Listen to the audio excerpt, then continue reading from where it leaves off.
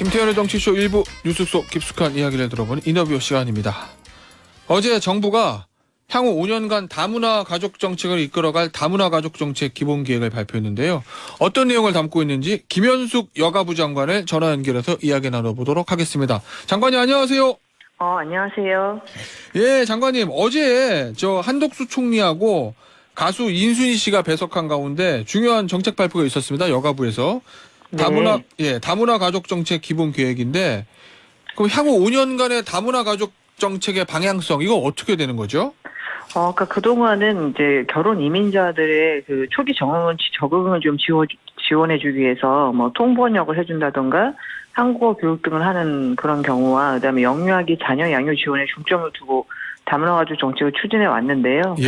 아시다시피 다문화 그 가족 자녀가 많이 성장을 했습니다.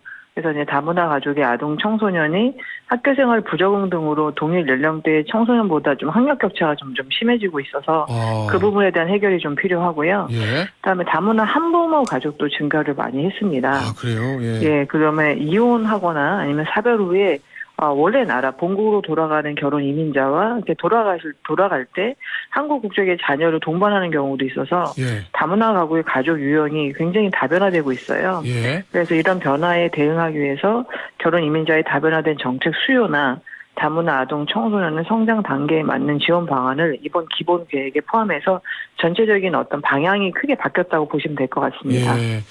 확실히 보면 그 다문화 가정들이 많이 사는 지역의 학교들을 보면 그 가정 아이들이 학교 다니는 경우가 많다라는 보도를 제가 좀 봤는데 네. 지금 보니까 다문화 가족 자녀들이 한 29만 명이 이른다고 하더라고요. 맞습니다. 예. 네. 이 학력 격차 벌어진다는 거, 우리 그 다문화 가정 자녀하고 그렇지 않은 자녀하고 이 왜 이런 현상이 벌어지는 거죠? 뭐 가장 큰 건 우선 언어 문제가 좀 있고요. 그다음에 문제요? 학교 예. 생활에 대한 학교 생활이나 교육에 대한 정보가 아무래도 좀 없어서 자녀 교육에 어려움을 겪고 있는 경우가 많습니다. 이제 구체적으로 말씀드리면 결혼 이민자는 이제 초등생의 경우는 자녀 학습 지도가 굉장히 어렵다고 말씀을 하고 계시고, 그렇겠죠. 중고생 같은 경우는 진로 정보가 너무 이렇게 찾기가 어렵다 이런 말씀을 하고 계세요. 그다음에 이제 자녀들 경우는 학습 지원이나 진로 상담의 서비스가 필요하다라고 지금 얘기를 하고 있습니다. 예. 그리고 4년제 대학에 이제 교육을 희망하는 비율을 보면 예. 우리나라 전체 청소년 대비 한 20% 정도 낮아요. 전체적으로 이제 교육을 고등교육을 받는 어떤 그런 비율이 굉장히 낮게 나타나고 있어서 예. 저희가 결혼 이민자에게는 학교생활 정보 등을 제공해서 학부모 역량을 좀 강화를 해야 될 것 같고요. 예. 그다음에 동시에 이제 다문화 그 아동에게는 입학 전부터 이제 기초학습을 좀 지원을 하고 네. 청소년기의 그 경우에는 진로 상담이나 대학생 멘토링 등을 통해서 진로 설계도 도와주려고 합니다. 현재 가족센터에서 저희가 다문화 아동에 대한 기초학습을 2022년에는 90개소에 했었는데 네. 올해는 138개소까지 늘리고 계속 지원을 늘려갈 예정입니다. 알겠습니다. 결국 이제 다문화 가정이 많이 꾸려지는 것도 우리나라에 결혼하러 오는 분들이 많아서 그런 건데 지금 결혼 이민자 수가 어느 정도 되죠? 결혼 이민자는 기화자까지 포함해서요. 2021년 기준으로 보면은 38만 5천 명 정도 되고 그 배우자하고 자녀까지 다 포함을 하게 되면 2021년에는 112만 명으로 계속 증가하고 있습니다. 예. 혹시 이 결혼 이민자가 계속 늘어난다고 하면 우리나라를 강하게 짓누르고 있는 문제 중에 하나인 요 저출산 문제, 이거를 해결할 수 있는 대책 중에도 될 수 있다고 보시나요? 우선 이제 합계 출산율을 저희가 이렇게 구분해서 그 다문화 가족의 합계 출산율과 이제 우리 비다문화의 합계 출산의 차이에 대한 그런 자료는 없습니다만 인구 감소가 이제 현실화되고 있는 상황에서 아이들 한 명 한 명을 소중히 길러내는 게 굉장히 중요하지 않겠습니까? 그렇죠. 그런데다가 또 이제 다문화 가족에서 출생하는 차지하는 비중이 점점 증가는 하고 있어요. 그래서 현재 5.5% 정도가 되고, 그다음에 최근 5년간 이제 전체 학생은 7.9% 감소했습니다. 근데 다문화 학생은 54.2% 증가했습니다. 근데 아까 말씀드렸던 것처럼 좀 이제 학력 격차가 있는 부분이 있으니까 부모의 국적에 관계없이 모든 아동이 좀 건강하게 성장하고 역량을 펼칠 수 있도록 좀 지원하는 게 굉장히 필요하고요. 그래서 결국 저출산 문제에도 좀 도움이 되지 않을까 이렇게 생각을 하고 있습니다. 네. 예. 그러면은 아무래도 결혼하러 우리나라에 오셔서 결혼하고 이민하시는 분들, 이 결혼 이민자들 여기에 대한 지원책이 좀 있어야 될 것 같은데 혹시 네. 지금 나와 있는 거 말고 실효성 있는 대책 준비하고 계신 것이 좀 있으신가요? 이번에 이제 4차 기본계획에 많은 내용을 담아서 기존에 하고 있었던 초기 적응을 위한 통번역, 한국어 교육, 다국어 상담 등을 이제 지원을 하고요.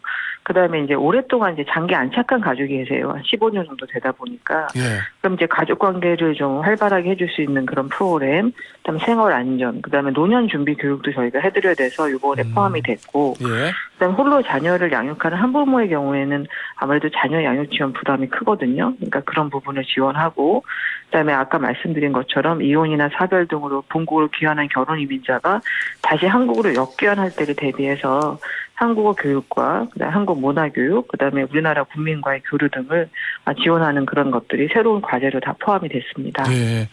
그 대책도 중요하지만 사실 근본적으로 중요한 게 우리 사회가 이분들을 얼마나 좀 껴안느냐 뭐 이거 아니겠습니까, 장관님? 예, 맞습니다. 예, 뭐 예전에 사실 우리가 뭐 단일 민족이라 그래서 이게 다문화 가정에 대한 좀 배타적인 문화도 좀 있었던 것 같은데 요새는 그래도 많이 나아졌다. 뭐 이런 제가 보도를 좀 봤거든요. 어떻습니까? 요즘 이 지역에서 다문화 가정에 대한 수용 이런 마음으로 껴안는 이런 범위들이 좀 예전에 비해서는 어떻다고 느껴지세요? 예전에 비해서 통계들을 보면 이제 분명히 차별이 들어있고, 그다음에 특히 청소년들의 다문화 수용성은 많이 개선이 됐어요. 청소년들이요? 학교 교육 예. 같은 걸 통해서. 근데 이제 어른들의 어떤 다문화 수용성은 좀 다소 낮은 수준이어서 예. 우리가 이제 온라인을 통해서 다문화 교육을 하는 그런 다누리 배움터가 있는데요. 네. 그 좀 국민들께서 들어오셔서 좀 많이 교육에 참여하실 수 있도록 좀 홍보를 하고, 또 기업이나 학교 단체로 찾아가는 이해교육 같은 것을 저희가 오프라인으로 좀 하고 있어서 예. 이것을 더 확대할 예정이고요. 그다음에 이제 간행물 같은데 다문화 가족 차별 요소가 있는지 좀 점검 개선하는 게 굉장히 필요하고, 예. 그다음에 인종 문화 차별적인 이제 방송 내용 같은 것은 심의를 통해서 예. 다양성을 존중하는 사회적 인식을 조금 더 확산해 가는 것이 필요하고요. 이제는 결혼 이민자가 이제 직접 다문화 이해교육 강사로 활동을 하면서 지역 주민과 교류하고 소통하고, 그래서 사회 참여 활성화를 통해서 지역사회의 다문화 수용성을 높여가는 보다 적극적인 어떤 그런 방향이 필요한 것이 아닌가 생각이 됩니다. 이 기성세대보다는 청소년들이 좀 수용성이 높다는 건 아무래도 학교에서 어울리면서 그렇게 되는 것 같은데, 문제는 학교에서 잘 어울리는 경우도 있지만 요새 또 학교 폭력이 워낙 많으니까요. 학교에서 어울리지 못하는 다문화 가정의 청소년들도 있지 않겠습니까, 장관님? 네, 전체적으로 보면은 이제 학생들이 이제 학교 폭력을 경험한 학생들이 한 1.1% 정도 되는데요. 예. 그 다문화 가족의 자녀는 한 2.3%가 학교 폭력을 경험했다고 합니다. 그러니까 아무래도 조금 더 이제 학교 폭력에 더 노출되는 빈도가 큰 거죠. 그러니까 지난 이제 4월 12일 날 이제 학교 폭력 근절 종합 대책을 발표를 했는데, 그 안에 내용을 보면은 이제 학생부 기록을 강화해서 대입에 반영한다라든가, 그다음에 가해 학생과 피해 학생을 즉시 분리하는 기간을 좀 더 연장하고, 피해자 중심의 어떤 보호 조치를 마련한다든가, 그다음에 학교 선생님들의 교권을 강화를 통해서 현장의 학교 폭력에 대한 대응력을 좀 높이고, 그다음에 학교 폭력 예방 교육을 한다, 이런 근본적인 변화를 만들겠다는 계획이 있습니다. 근데 이런 게 이제 다문화 학생들에게, 청소년에게도 다 이제 해당이 되고요. 네. 특히 이제 다문화 학생들은 아무래도 언어 문제 등으로 좀 어려움을 겪을 수가 있기 때문에 폭력 예방 교육을 좀 안내 자료를 다국어로 좀 번역해서 보급하는 게 필요하고, 그다음에 학교 폭력이 있을 때 이제 조사를 받게 됐을 때는 통번역사나 다문화 상담사 등을 통해서 전문가가 참여해서 지원을 할 그런 계획입니다. 그다음에 피해 학생은 청소년 상담 복지센터 등 전문기관을 연계해서 상담 보호를 좀 더 두텁게 가려고 저희가 노력하고 있습니다.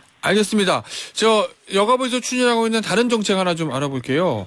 네. 아동 청소년 보호 관련해서 현행법상 아동 청소년 대상 성범죄 저지르면 최대 10년간 관련 기관에 취업하거나 운영할 수 없던 이런 제도가 있는데, 이거를 어겼을 때 제재 조치를 강화하겠다 뭐 이런 계획이 나왔어요. 그러니까 어떤 내용이 좀 설명 좀 해주시죠. 예, 말씀하신 것처럼 이제 성범죄자가 법을 어기면 10년간 이제 학원 같은 아동 청소년 기관을 운영하거나 거기에 취업할 수가 없는데, 문제는 이제 취업 제한 명령을 위반하면은 이제 기관을 폐쇄하거나 종사자 해임을 저희가 요구를 하고 있는데요. 네. 만약에 폐쇄를 하지 않잖아요, 기관 운영자가. 그러면 더 이상 추가로 할 수 있는 제재 규정이 없습니다. 근데 이번에 이제 1,000만 원 이하의 과태료를 부과하는 제재 규정을 좀 마련하고, 네. 그다음에 종사하는 분이 이제 적발되면은 해임은 되는데 또 직접적인 제재 조치가 없어요. 징역이나 벌금 등의 제재 조치가 필요해서 예. 그게 이제 국회 법안이 발의돼 있고 저희도 입법 취지에 공감하기 때문에 법이 국회에서 통과될 수 있도록 노력할 생각입니다. 알겠습니다. 마지막 질문이 될 것 같은데요, 장관님. 네. 이 여가부 폐지와 관련해서 부처 폐지 로드맵도 지난해 마련된 걸로 알고 있는데 아직까지 폐지는 안 됐습니다. 물론 뭐 제가 이거 구체적으로 이거에 관해서 어떤 계획을 갖고 계신 건가요?